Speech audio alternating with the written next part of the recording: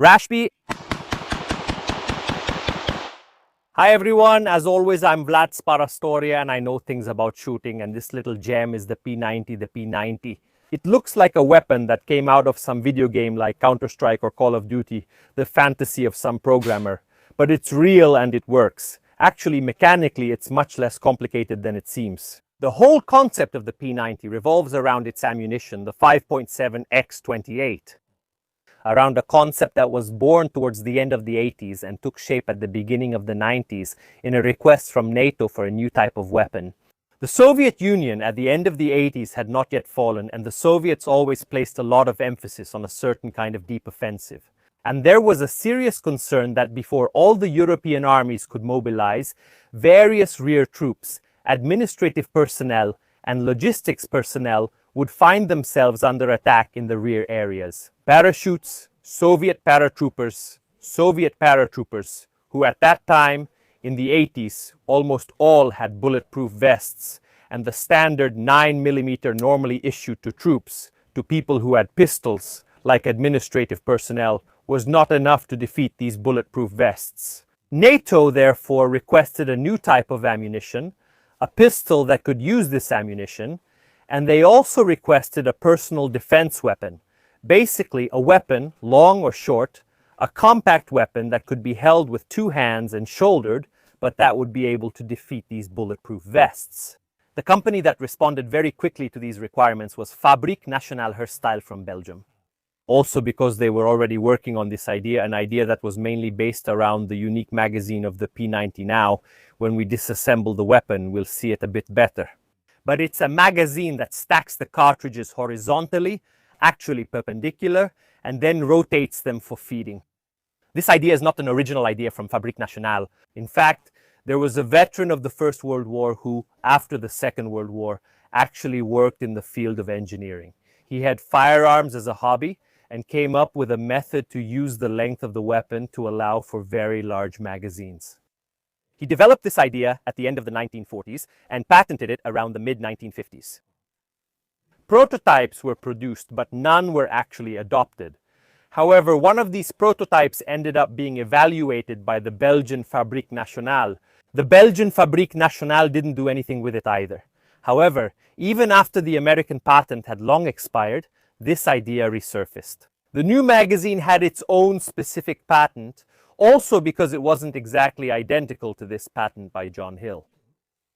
However, the inspiration and the fact that Fabrique Nationale owned one of these examples was absolutely clear. By adapting this magazine and thus making the most of the weapon's length, you get a very large capacity because you have 50 rounds in a very compact package. If we think about the total dimensions, if we had to use a vertical magazine, it would clearly take up much more space. This way, we have a weapon that is extremely compact, also because it is a bullpup, meaning that the firing mechanism and the feeding of the weapon are located behind, in this case, behind the trigger. We have the barrel that basically starts from this point, and the entire firing mechanism is back here. And with this firepower, with this magazine capacity, the Fabrique Nationale P90 is an extremely, truly compact weapon. The ammunition they developed was the 5.7 X28. Actually, the one we have today is a second version because there was a very first version that was overall a bit longer. And just think, it had an armor-piercing bullet with a core made of hard polymer. It's a very unique patent, filed by two engineers from Fabrique Nationale, and it's the first time I've seen polymer seriously used to achieve these things. Why polymer? Because it was an extremely fast bullet. It was fired from a weapon of this size, which is very small, something like 850 meters per second, which is basically the speed of a 223 from an MSA in a much smaller package. So, a very respectable speed. However, the cartridge was a bit longer, and they also wanted to develop a pistol. So, Fabrique Nationale changed the cartridge loading, opting for a more traditional one, with a hardened steel or tungsten bullet to allow for the development of the pistol, which would later become the Fabrique Nationale 5.7.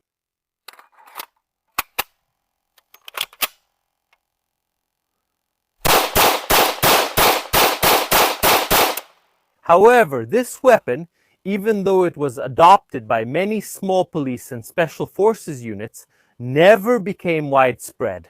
In the role for which it was designed, specifically as a weapon for secondary troops, think of it in a way like the M1 carbine was for the Americans in World War II. Because this first reason came from Eclair and Koch. Eclair and Koch, a bit late, would participate in this program with the famous machine pistol, 7. They competed with Fabrique Nationale, and the committee that was supposed to decide in the end which ammunition was better, which weapon was better, didn't decide anything. The 5.7 X28 was recently officially standardized by NATO, but not in the way NATO intended it in the 1990s. The biggest problem with this weapon, which is perfectly functional, and I repeat, it has been used very successfully, especially by anti-terrorist nations, is a conceptual one. When I develop a weapon that has to pierce the bulletproof vests of Soviet paratroopers so that administrative personnel can defend themselves, well, if I have Soviet paratroopers in the rear, I have much bigger problems. Some problems shouldn't be fixed with armor-piercing ammo, but with tanks instead. I hope I'm clear. It's like adding a small brake to a car that already has to brake hard with the brakes it has. If you have Soviet paratroopers in your rear lines, your lines have already been breached, and it's certainly not a type of ammunition that's going to solve the problem in the rear. The truth is that these weapons for personal defense or even pistols in the military field are not that important at all. Think about the war in Ukraine. We're in, the 4th year of the war right now, with tons of videos coming out of every kind. In how many of these videos have you ever seen someone fighting with pistols? Think about thousands and thousands and thousands of videos of rifles, drones, bombs, grenades, tanks. How many use pistols? The truth is that the pistol is really irrelevant, but this is a nice weapon. We have it. Let's take it apart and try it out. The P90 at first glance looks completely alien to someone who might not know much about weapons. But apart from Hill's extremely strange patented magazine, we're actually dealing with a very simple blowback weapon. Actually, in the end, the plastic shell just hides what is simply a bullpup, blowback operated. There's not a lot of science behind the P90 from this point of view. Let's first look at the markings. Obviously, we have the designation Fabrique Nationale Herstal Belgium. However, this weapon passed through the United States before returning to Italy. It's obviously a civilian version, only semi-automatic. Obviously, it was imported, as you may already know, by the good Diego Ruina of DR15 Custom. The controls of the weapon are perfectly ambidextrous. Obviously, besides the large trigger, we have a safety under the trigger, which can be rotated into 2 different positions. Here we have the safety position, while here we have the position for semi-automatic fire. We also have, and it's ambidextrous as well, a charging handle. Here it is, which we can operate, and it is also ambidextrous. The magazine release. To release the magazine, we have to pull back this lever. As you can see, there are 2 of them. I can pull just one from either side. Removing the magazine is still a job that requires 2 hands, because while with a conventional weapon, we're used to pressing the magazine release button, and most of the time the magazine pops out, here you have to lift it. It's not really very suitable for quick reloading, and we'll talk about this a bit more during the live fire test. But anyway, as I said, we can remove the magazine, and by removing the magazine, we also have access to our bolt. The only way to do a chamber check from above is like this. Even down here in the polymer, as you can see, there's a big hole where we can also see how the bolt itself moves. We'll get to disassembling the weapon in a moment, but I want to take another close look at the magazine. The magazine is very special because it allows the cartridges to rotate from a position that's perpendicular to the barrel of the weapon. It's quite unusual. When it comes to standard magazines, it's rare to find something like this. One feature we need to understand in order to grasp the reason for this magazine is that the ammunition is straight-walled, meaning it's not tapered. So if we place them next to each other, they don't form a curve. Consider the magazines of the K, the R15, and also the slightly longer ones from the machine pistol, 5. They're all curved because the ammunition itself is slightly tapered, so it's slightly curved. This one is perfectly straight. It's not exactly an ideal feature when it comes to extraction because, among other things, military ammunition is covered by a very thin layer of a specific oil. But they stack up very well, and this helps save a bit of space. And since they can be stacked so well along this length, I can take advantage of this length. because I don't have to bend anywhere, but the problem is that I have to rotate the ammunition. Actually, this is solved in a very simple way with this mechanism that was already invented at the end of the 1940s and then patented in the 1950s by the American Hill. The first round, of course, is positioned straight for feeding. Inside this circular element, however, there is literally a ramp. If you think about ramps, like in parking lots. When you load the second round, look at the first one, how it's pushed up this ramp, watch how it goes, and it's rotated 90 degrees. We'll see this loading process a bit better during the live fire test. For now, let's set the magazine aside and take a closer look at how it's made inside. The weapon, disassembling the weapon, is simple, but there's something important you must do first. And Diego Ruina, who imported them along with the owner of this specific weapon, discovered it firsthand through his own effort. Make sure to rack the slide and have the hammer cocked, because if the hammer is not cocked, it's very difficult to reassemble everything later. So we have the hammer cocked. We can very simply press this button, which allows us to separate the upper with the barrel of the weapon from what we could call the lower of the weapon. At this point, I can simply push the bolt forward by putting my fingers inside. Remaining like this, with the firing mechanism and the plastic casing of the weapon, I could continue to disassemble it by unscrewing all the screws, but it's neither the place nor necessary, for example, for cleaning. I am left with a very simple blowback bolt, as you can see. Here is the bolt. We have the ejector and the extractor of the weapon with two large recoil springs.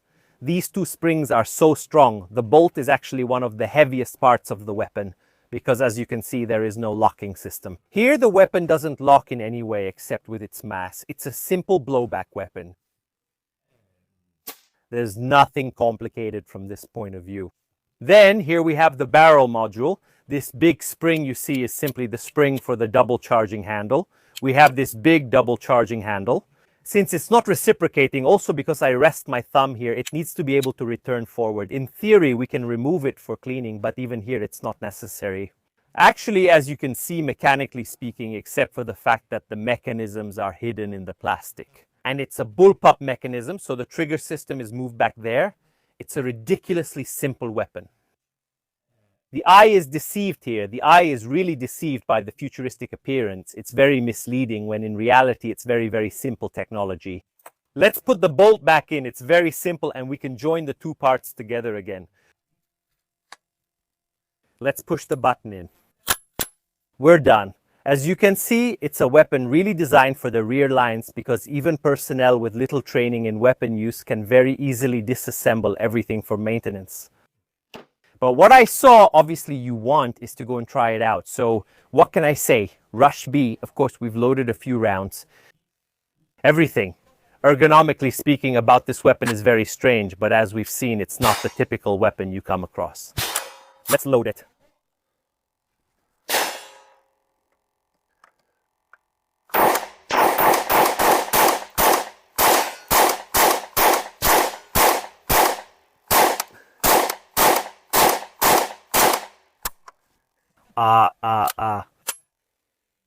So, first impressions, let's first remove the magazine and do a chamber check. As you can see, there's no hold open, so the ergonomics of this weapon are very strange. It's not particularly uncomfortable. I mean, it's like every bullpup, since this is a bullpup after all. The hand positions are often a bit different, a bit strange. It's very compact, and definitely from this point of view, the goal of having such a compact weapon with ammunition that can penetrate bulletproof vests has been achieved. There are two things that bother me a bit, in terms of classic ergonomics. One is exactly where to rest your face, because you know that to shoot with a long gun, you need to rest your cheekbone properly. So if I rest my cheekbone, my eye can't see the sights, so I definitely have to be much higher with the sights. Second, the ejection happens downward. So the gun ejects downward and it ejects directly onto my chest. I mean, I think that now we've fired 20 rounds and I felt every single one of them hit my chest. Now, if someone has a vest with a lot of tactical accessories, they might not feel it, but it's definitely a pretty typical direction. Where are the shell casings ejected from? You know what? To evaluate this properly, we need to try one more thing. On the magazine, since the round has to rotate 90 degrees, it does it in an extremely simple way. A slide grabs it, and when you load the round, it's still a single presentation, pushing the round underneath. This wheel, somehow it's a bit hard to put in, a bit difficult, but nothing excessively hard. It's definitely very different from traditional magazines. I really like to talk a lot about how magazines are loaded because it's a practical aspect that web experts don't understand. When discussing a weapon, the magazine, how you load it, how easy it is to load, is one of those practical aspects that only people who shoot can appreciate. And a good magazine, especially by good magazine, I mean one that's easy to operate, easy to load. It makes a huge difference. Anyway, let's put it in its place. Here it is. Let's load it up and let's go.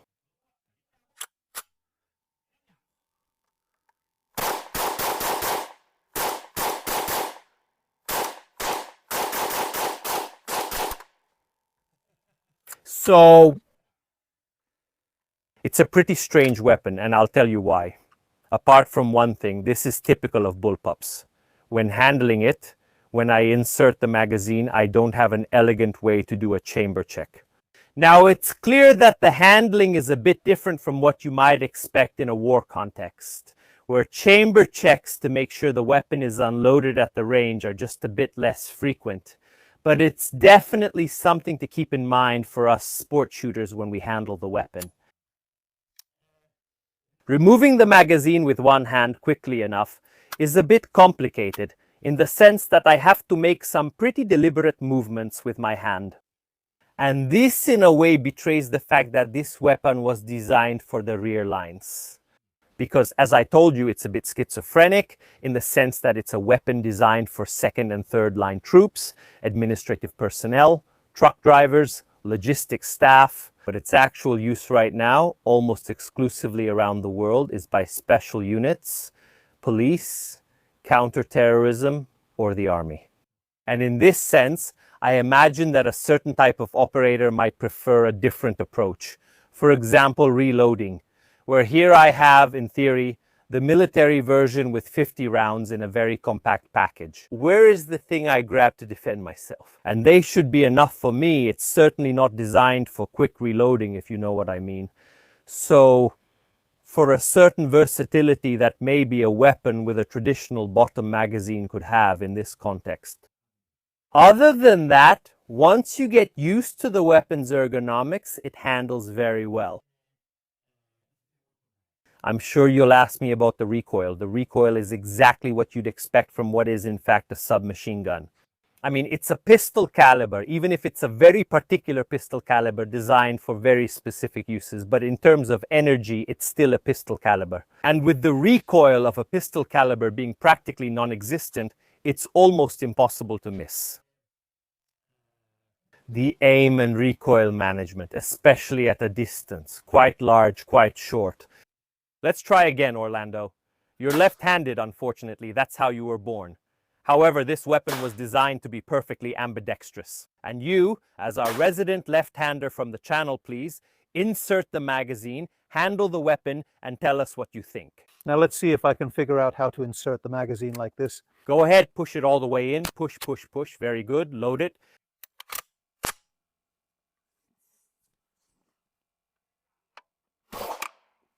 This thing has no recoil.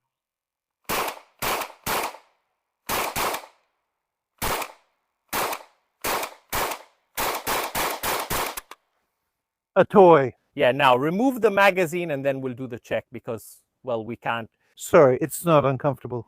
For a quick reload, in my opinion. Okay. So, ergonomically speaking, do you think they solved the problem for left-handed users well? Absolutely, yes. It's perfectly usable. Actually, you know what I'd say?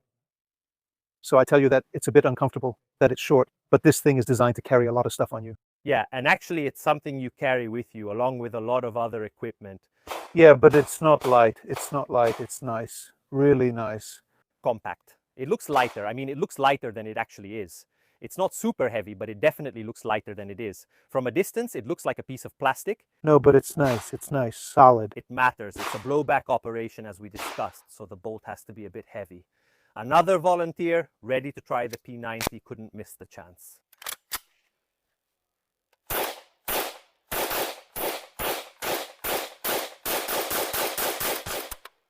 Okay. Let's say the shape is very strange, but once you hold it, it's more comfortable than expected. At first it seems odd, but once you hold it with your hands close together, It's quite accurate. The magazine is also comfortable. Once you learn how to load it, you put them in pretty easily, and even reloading isn't bad. go ahead.